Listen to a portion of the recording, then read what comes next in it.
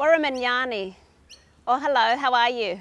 I'm Karen, a proud Wiradjuri woman and a midwife. I'm here to talk to you about breastfeeding.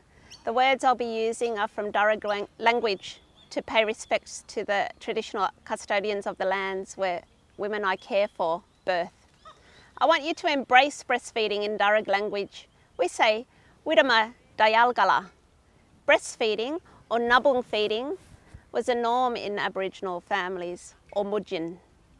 With the introduction of commercial formulas, Aboriginal mudjin lost much of the tradition of nubbung feeding. It's time to take it back. Wittama Dyalgala.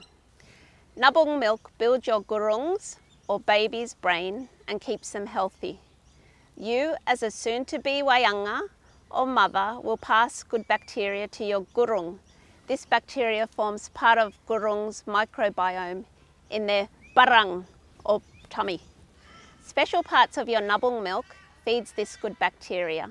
This keeps gurung healthy and provides protection and helps their brains to grow well. Formula does not encourage the good bacteria to grow. This good bacteria has been passed down to you from your ancestors, from generation to generation, from wayanga to duro ninang through nubbung feeding. Nubbung milk gives improved mai or eye development. We have less guri, ear infections, when nubbung feeding. Gurungs who nubbung feed don't have as many chest infections in the first year and have a healthier barang or gut, and their guni or poos don't stink like they do with formula. This is a good bacteria at work.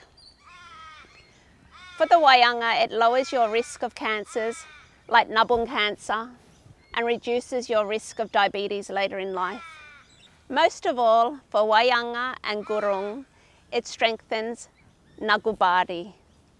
It strengthens the love, nagubadi. Remember, any amount of nubbung feeding is good for you and your gurung.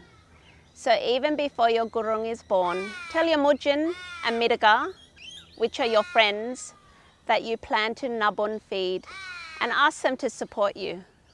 Remember, with each new baby, you rewrite your story. Yarning with your elders, mob, community about nubbung feeding is a way of learning about your mudjin history and beliefs. Your banarang nalgara, or bloodline, may or may not have nubbung fed their gurung. Nubbung feeding your gurung offers a way to connect with your heritage and traditions. Nubbung feeding is part of our culture. During the early days after birth, some gurung and wayanga need time to learn and get it right. Once your gurung is born, let others take care of you so you can take care of your gurung. Aboriginal health workers, liaison officers, can put you in touch with wayanga groups for support. Yanu.